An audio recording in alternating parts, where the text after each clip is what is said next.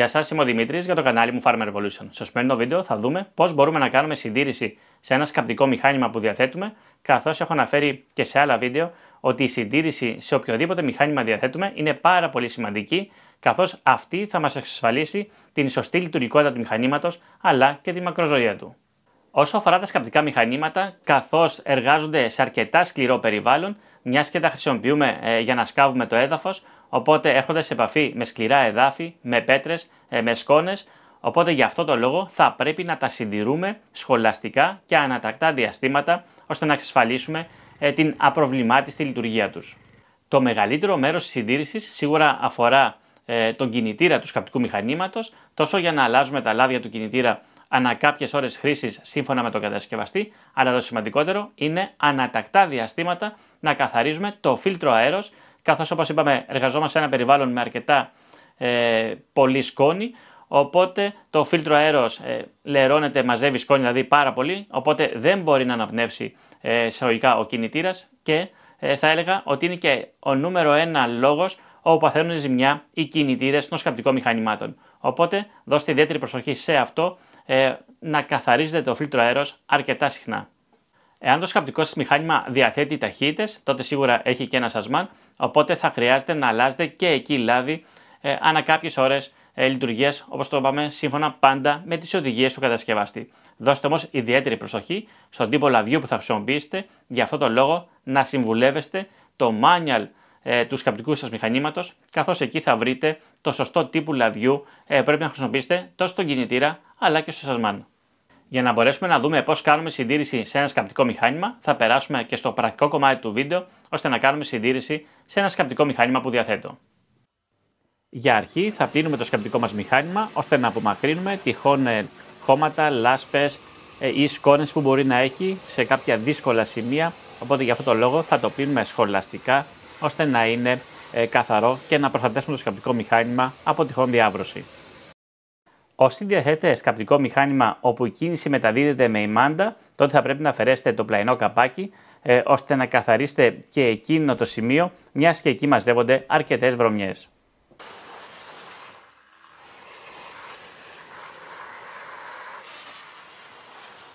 Μετά με τη χρήση ενός επιστολίου αέρος θα απομακρύνουμε τα νερά που βρίσκονται πάνω στο σκαπτικό μας μηχάνημα και έπειτα με τη χρήση ενός αντισκουριακού, όπως είναι το WD-40, θα λιπάνουμε τα κινούμενα μέρη που χρησιμοποιεί ο μηχανισμός μετάδοσης της κίνησης στο σκαπτικό μας μηχάνημα. Φυσικά δεν ξεχνάμε να ελέγξουμε και σε τι κατάσταση βρίσκεται ο ημάντας, ώστε αν έχει φθορές να προβούμε στην αντικατάστασή του. Ανάλογα το μοντέλο του σκαπτικού μηχανήματος που διαθέτετε, θα βρείτε σε ποιο σημείο του κινητήρα βρίσκεται το μπουζί, ώστε να το βγάλετε με τη χρήση ενός μπουζόκλειδου, ώστε να μπορέσετε να το ελέγξετε, να δείτε δηλαδή σε τι κατάσταση βρίσκεται. Αν έχει λίγες μαυρίλες, με τη χρήση ενός σπρέι καθαριστικού ηλεκτρικών επαφών θα μπορούσαμε να τις απομακρύνουμε, αλλιώς σε άλλη περίπτωση θα πρέπει να το αντικαταστήσουμε. Μετά θα περάσουμε στο να καθαρίσουμε το φίλτρο αέρος, αφαιρώντας το καπάκι που βρίσκεται στο πάνω μέρος, ώστε να μπορέσουμε να αφαιρέσουμε το φίλτρο που, όπως βλέπουμε, είναι αρκετά βρώμικο, μιας και όπως είπαμε τα σκαπτικά μηχανήματα δουλεύουν σε περιβάλλον με πολύ σκόνη.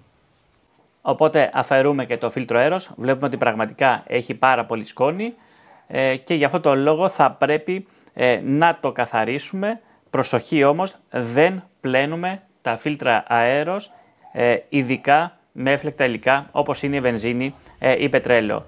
Μόνο τα φυσάμε. Εδώ βλέπουμε το πάνω μέρος, το εξωτερικό μάλλον μέρος του φίλτρου αέρος, όπου θα μπορέσουμε να το φυσήξουμε με ένα πιστόλι αέρος, όπως είπαμε, ώστε να απομακρύνουμε τις σκόνες που έχει μαζέψει. Το φίλτρο αέρος θα μπορέσουμε να το φυσήξουμε μόνο από μέσα προς τα έξω, ώστε οι σκόνες και οι βρωμιές να απομακρυνθούν πάνω από το φίλτρο. Σε περίπτωση όμως που δεν έχουμε ένα πιστόλι αέρος, θα μπορέσουμε να το χτυπήσουμε σε μια σκληρή επιφάνεια, μερικές φορές ελαφρώς.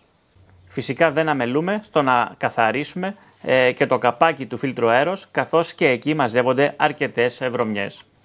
Όταν θέλουμε να καθαρίσουμε και το σημείο όπου τοποθετούμε το φίλτρο, Προσωπικά επιλέγω να βάλω ένα πανί στην τρύπα που υπάρχει, ώστε να μην κατέβουν βρωμιές προς το καρμπυρατέρ, αλλά ταυτόχρονα κλείνουμε και τον αέρα από το καρμπυρατέρ.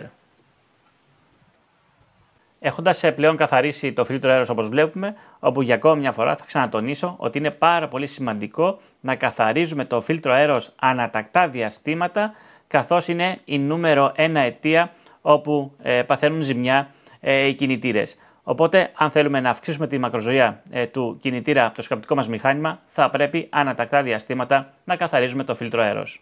Με τη χρήση ενός WD-40 θα λιπάνω όλα τα κινούμενα μέρη του σκαπτικού μηχανήματος, τόσο του μηχανισμού εκκίνησης, την τροχαλία δηλαδή, τόσο κάποιους μηχανισμούς που έχει ο κινητήρας, αλλά θα λιπάνω και όλες τις μανέτες και μοχλούς που χρησιμοποιεί το σκαπτικό μηχάνημα, όπως και τον λευγέ ταχυτήτων που διαθέτει το δικό μου σκαπτικό μηχάνημα.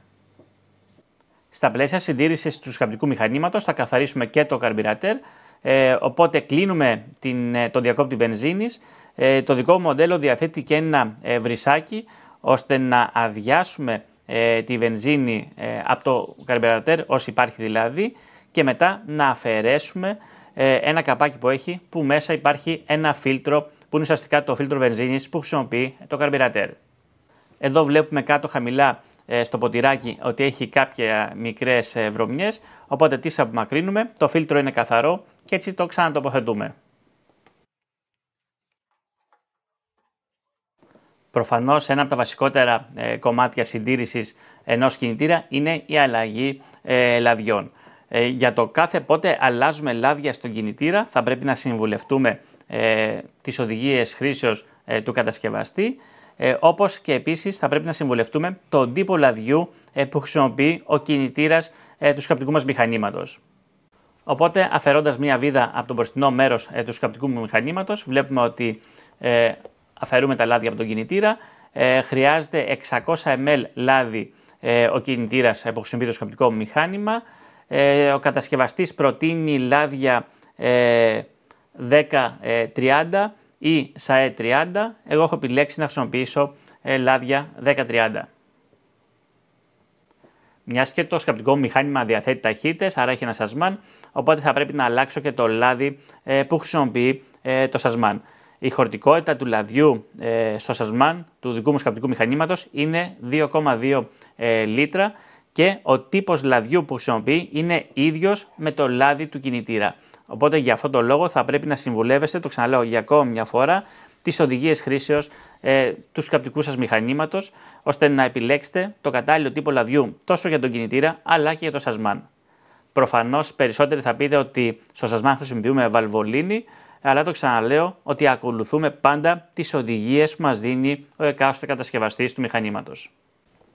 Αφού έχουμε συμπληρώσει λάδι στο σασμάν, τότε σύμφωνα με τον κατασκευαστή θα πρέπει η στάθμη του λαδιού να είναι ακριβώς στο κάτω μέρος της τάπας που βλέπουμε, ίσα-ίσα δηλαδή ένα λαδάκι, άρα καταλαβαίνουμε ότι έχουμε βάλει τη σωστή ποσότητα λαδιού που χρειάζεται το σασμάν του σκαπτικού μηχανήματος.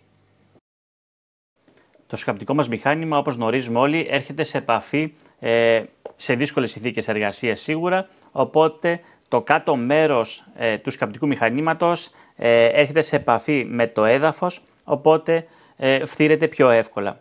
Εδώ βλέπουμε ότι έχει σκουριάσει, οπότε με τη χρήση του WD-40 αλλά και ένα σύρμα ψηλό κατσαρόλας όπως το λέμε, θα απομακρύνω τη σκουριά από το σκαπτικό μας μηχάνημα.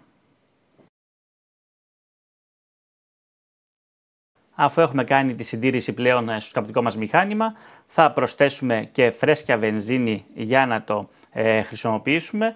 Προσοχή στο καύσιμο που χρησιμοποιούμε, στη βενζίνη δηλαδή, να είναι όσο δυνατόν πιο φρέσκια, δηλαδή να μην έχουμε αποθηκευμένη βενζίνη μέσα σε μπετόνια για αρκετό καιρό, όπως και να μην αφήνουμε βενζίνη στον ντεπόζιτο όταν θέλουμε να αποθηκεύσουμε το σκαπτικό μας μηχάνημα.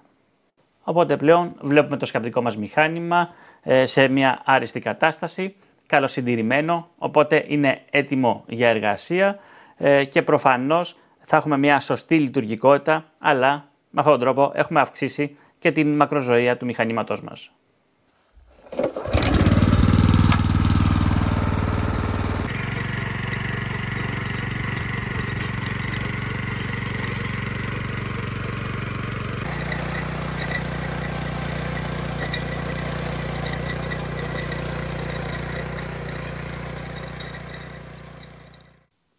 Αφού είδαμε και πώς κάναμε συντήρηση στο δικό μου σκαπτικό μηχάνημα, φυσικά οι εργασίες συντήρησης που σας έδειξα μπορεί να διαφοροποιούνται στο δικό σας σκαπτικό, καθώς μπορεί να είναι διαφορετικού τύπου.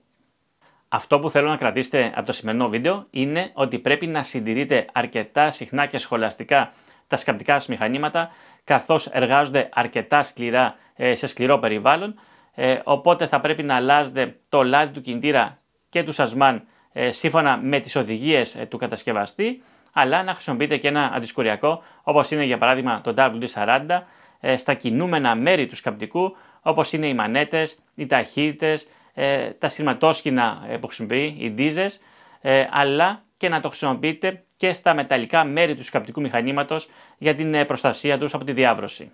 Ένα ακόμα βίντεο έφτασε στο τέλος του, όπου είδαμε πώς μπορούμε να κάνουμε συντήρηση σε ένα σκαπτικό μηχάνημα, οπότε έτσι θα μπορέσεις να κάνεις και εσύ συντήρηση στο δικό σου σκαπτικό μηχάνημα, εξασφαλίζοντας έτσι την σωστή λειτουργικότητα του μηχανήματος, αλλά και την μακροζωία του. Οπότε αν σου άρεσε το βίντεο, πάτε ένα like, κάνε και μια εγγραφή στο κανάλι μου, ώστε να ενημερώνεσαι για ό,τι καινούργια ανεβάζω. Γεια σας!